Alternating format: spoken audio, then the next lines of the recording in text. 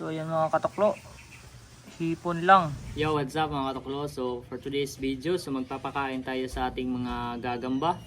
So bumili nga pala ako ng hipon mga katuklo. So hinihiwa-hiwa ko na. So para ipapakain natin sa gagamba kasi matagal pa dumating yung in-order natin na super worm. So nakapag-desisyon na ako mga katuklo na papakainin ko yung gagamba ng hipon. So yung hipon is pinaka-favorite na pagkain ng gagamba.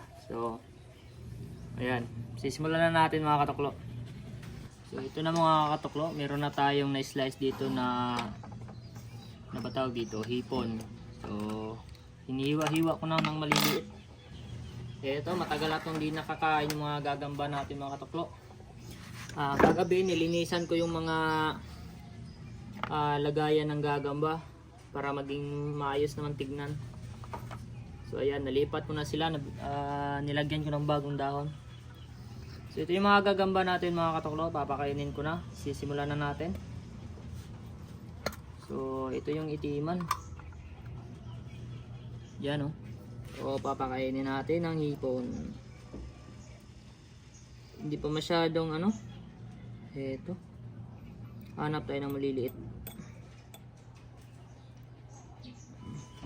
Sobrang laki ng pagkahiwa mga katuklo. Ito.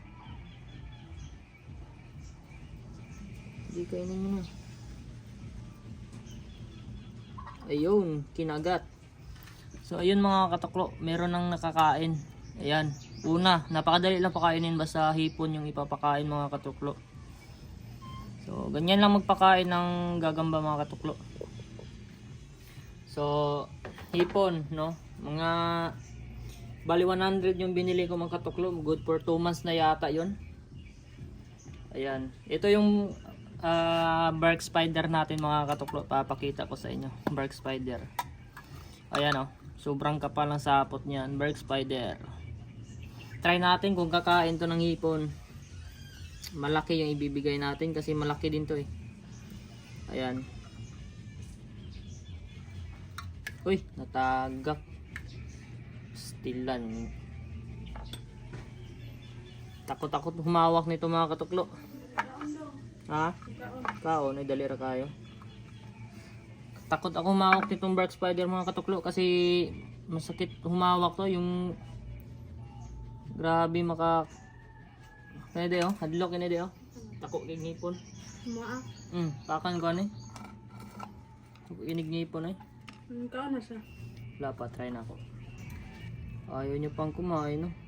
Kunwari ka pa. So ayan, nilagay ko na lang sa kanyang bibig. So hirap niya pakainin mga katuklo. Gusto niya yata yung buhay.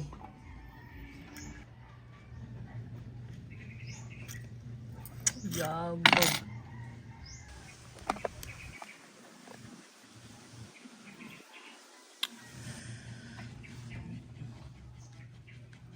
Sobrang payat ng gagamba natin mga katuklo.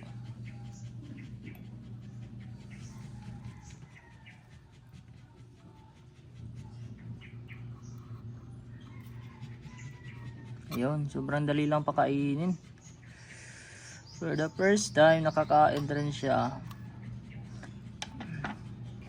Magaganda yung gagamba natin mga katuklo. So yun lang mga katuklo, repeat na yung process natin. So yun lang.